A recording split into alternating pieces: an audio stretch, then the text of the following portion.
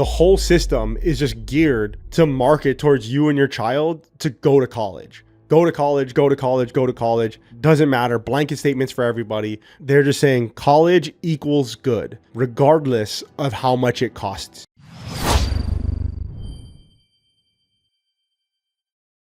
Aloha folks, and welcome back to Degree Free. We've got a bunch of things happening at once. We have states dropping degree requirements for their state jobs. The current count is up to 16 states that have dropped degree requirements for their state jobs. But then at the same time, we have states doing the mandatory filing of the FAFSA to graduate, except for Louisiana going the opposite way. In 2018, they were the first state to mandate their students fill out the FAFSA to graduate. They could also sign a waiver to not fill it out. Within the past few weeks, Louisiana has now repealed that requirement, and it is no longer necessary for their high school students to complete the FAFSA to graduate. So first, I'm going to talk about the legislation, a little bit about it and what's going on. Then I'm going to talk about the marketing behind it and why it's so effective at making your child go to college. Before I get into it, if you have any questions that you want answered on the podcast, go to ask.degreefree.co/question to ask your question there. Show notes to everything that we talked about can be found at degreefree.co/podcast. There are a bunch of reasons why it was repealed, or so it was stated. Privacy concerns being one of them, because you have to give your information, or rather, if you're the child, your parent has to give their financial information so that your child can apply. They see the financial situation that you guys are in, and then they make a determination of how much grant money you can get from the Pell Grant. There are other ways that the FAFSA can help, but mainly we're worried about the Pell Grant. And the Pell Grant, you don't have to repay that money. Repealing that requirement removes the burden from the student to track down their parents and try to get this information from them. One of the things that I remember being a child of divorce was having to get both of my parents to fill out the FAFSA so that I could see if we were qualified for the Pell Grant, or I guess I was qualified for the Pell Grant. It was actually really difficult at the time. I wonder if that was just because my parents are difficult, but I don't think so, because both of them wanted me to go to college. They just had a lot of stuff going on, as you can imagine. And this one didn't get to it. And then I had to go to this one. It was like, hey, fill this out. We got to fill this out. Like, what's going on? And so I had to hunt both parties down. Granted, I was a child of divorce and not everyone's divorced, but it does remove that burden from the child either way. It doesn't put the burden on the child anymore to get this filled out from their parents in order to graduate. And then even just to sign the waiver as well. I wanted to talk a little bit about these legislators when they first put it into practice and what they were thinking about, and kind of missing the forest for the trees, or at least I think. These legislators, when they put this into effect, they wanted to help people get into college. They were concerned about what people were going to do after high school, well, as long as it was college. But really, what should you be worried about the most when you're in high school? And I think it's graduating high school. And Louisiana, by some estimates, has the 4th lowest graduation rates in the country. Then if you want to get into real numbers, estimates by the NCES, the National Center for Education Statistics, says they graduate 80% of high schoolers. US average is 86%. Instead of putting in blocks and make it harder for them to graduate, the decision to have this type of legislation is all with the base assumption that college is good and everyone should go. That's why they do it. They're just saying, blanket statement, college is good and everyone should go. And we are going to put our money where our mouth is. And we're going to make you fill out this application for possibly getting federal aid and federal money to then go to college. They just assume everyone should go to college. Why wouldn't you go to college? They don't know anything about your situation, about your finances, about your dreams, about your child's dreams, whether or not their career that they want to do requires a college degree, whether or not the life that they want to live is one with a college degree or with a job that requires a college degree, which if you're listening to this podcast, you know that very few jobs out there actually require a college degree. And then they're saying like, oh yeah, you should just go. If you get the money, then you should go. It's like, well, How much is the Pell Grant? And we'll get into that in a little bit. Even with the Pell Grant, I don't have any money to send my child to college and without making them drown in their own debt. Oh, no, I don't want to do it. It just doesn't make any sense. So why are you shoving it down our throats? One of the articles that I read on this took a very thoughtful approach to the whole thing and attacked the issue from the perspective of college graduation rates. Everyone should read the article. I'll put the link to it at the show notes, degreefree.co/podcast. But to make a long story short, the Louisiana colleges have really bad graduation rates. We are of the mindset, as is this writer, and as of most people, that you go to college for the piece of paper at the end. If we think about the degree as the marathon finisher shirt, and you think about getting the degree and this time in college as actually running the marathon, nobody cares if you ran the marathon if you didn't get the finisher shirt. Nobody cares if you ran the marathon and you didn't get a degree. If you run 26.0 miles, that's great, but you didn't get the finisher shirt. If you go to 3.5 years and you have one semester left, you're not going to put 3.5 years on your resume and nobody's going to care. I mean, nobody cares if you have a college degree on your resume anyway, but you know what I mean? Like, you're not going to put that 3.5 years on there. This author is concerned about the college graduation rates because that's what you're doing. You're saying, okay, I'm going to take this Pell Grant money, then go spend my own money. I'm going to spend my own time. I'm going to spend my own effort. My child is going to spend all of this effort, all of this time, all of this money. They better graduate. And what they're saying is that, well, they're not. They're not graduating. So what happened in 2018 in Louisiana is that the FAFSA application rose, people that went to college rose, but then the people that graduated college, right? I mean, it's 5 years later, 6 years later, they still haven't graduated. They're not going to graduate and they're in debt now. So they started the marathon, but then they never finished. They paid the entry fee, then never finished and got the finisher shirt, which is the whole reason why they're there. What I find crazy about this legislation is that the Pell Grant, the grant that you get when you complete the FAFSA, if you're eligible for the maximum amount, is only $7,395 maximum as of this recording. I mean, even if you go to a state school or you go to like a cheap school, that might pay for the tuition, but that will not pay your living expenses, right? And so you either have to take out more loans for your living expenses or go get a job, which most college students aren't doing and don't do. So they're increasing the likelihood of your child going to college for $7,000, for $7,400. So let's just say that you go to a school and it's $30,000 a year to go there. Now, for $7,400 in free money, it's going to cost you $23,000 a year, when the alternative was for your child to go and work instead and make $40,000 a year. I mean, you can make $40,000 a year at Walmart. You make $40,000 a year at working at local gas station. Your finances go literally the opposite way. So by the time that your child is done with their 4-year degree, they're a cool $100,000 in debt, and like $23,000 a year over 4 years. And I'm being generous, right? Because if you listen to this podcast, you know, on average, it takes 5.5 years to graduate, which when this journalist was talking about the graduation rates, they were also generous as well. And it wasn't just the 4-year graduation rates that they were looking at. They were looking at the 6-year graduation rates, which were still abysmal. It's like less than 50% for like a lot of these schools at 6 years, which is like, come on. I know some people that took like 8 years to graduate, 10 years to graduate. And I mean, that's a long time. Now, if you're part of the people that didn't graduate, but you did pay $30,000 to get that $7,400, it costs you $23,000 a year. And let's say you went to 2 years and then you didn't graduate. Good for you. You got out, but you're still now $50,000 in debt for your 2 years of college. And this is like, whoa, what's going on here, right? All starting with the FAFSA, all starting because you filled it out and you were never going to fill that out. Maybe you were, maybe you weren't. I know that it wasn't required for me, but I was like, wait a minute. Pell Grant, FAFSA, okay, I'm going to college, so I'm going to fill it out. The people that are going to go to college, they are aware of the FAFSA, or at least they should be aware of the FAFSA. And that could be something that legislation could talk about. And that's maybe something that Louisiana high schools need to focus on, which is like parent education and child education on their options. But mandating it, I mean, obviously it was wrong. I mean, they repealed it. They were first to do it, and they're the first to repeal it. And then changing gears a little bit, when thinking about this stuff, I was thinking, there's the entire reasoning around why you should fill out the FAFSA.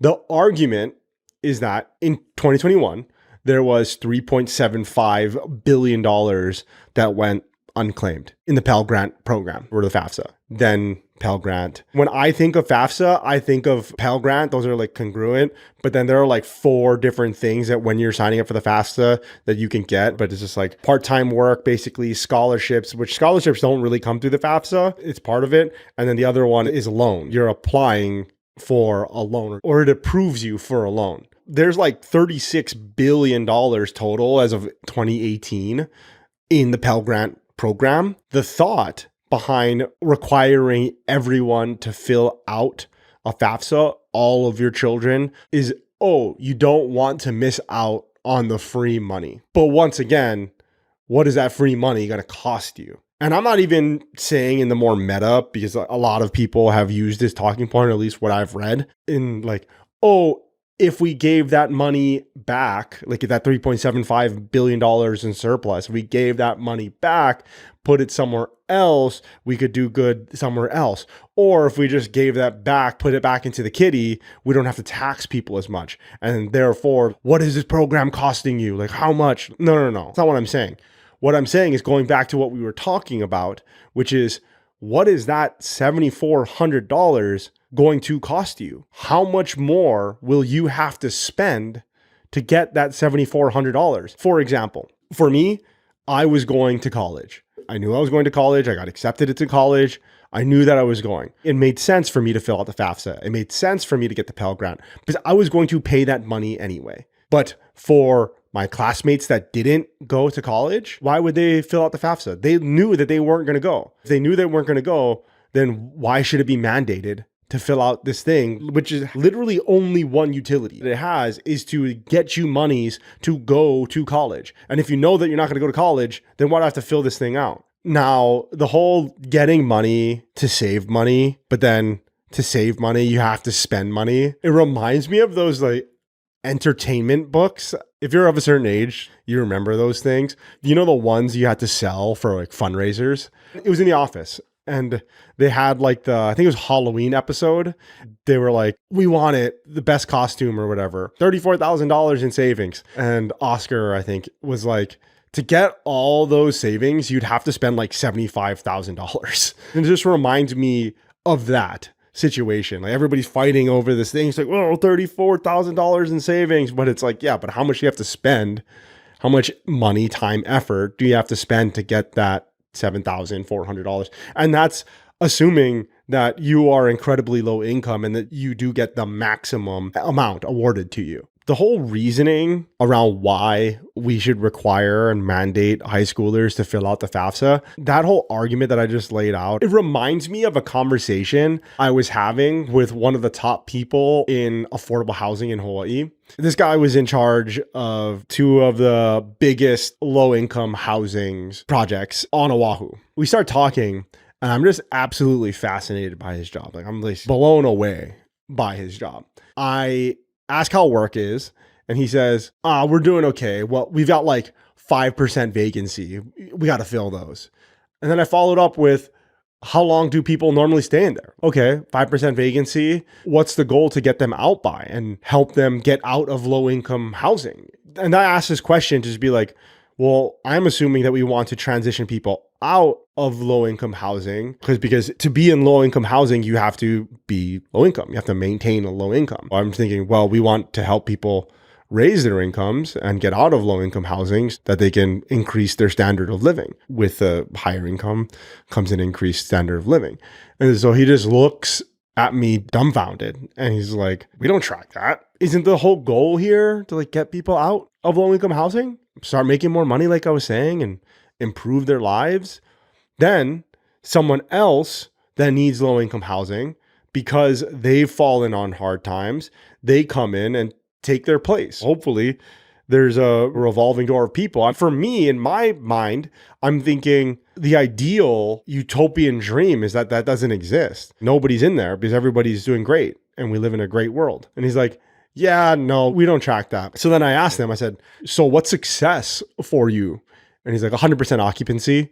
And I was like, occupancy at all times? Like, that's the goal. That's what we're tracking. Like, that's what we want. We just want these rooms to be filled. Yeah. And you don't mind if somebody's in this house for like 10, 20 years. That's good to you, right? It doesn't matter how long they're in there. We just need the rooms to be occupied. And I was like, shouldn't it basically be the opposite in an ideal world like we were talking about? I just don't understand. And this reminds me of that conversation. It's just like he was looking at all of the empty that he had, right? The 5% vacancy, once again, like the $3 billion, $3.75 billion that wasn't used.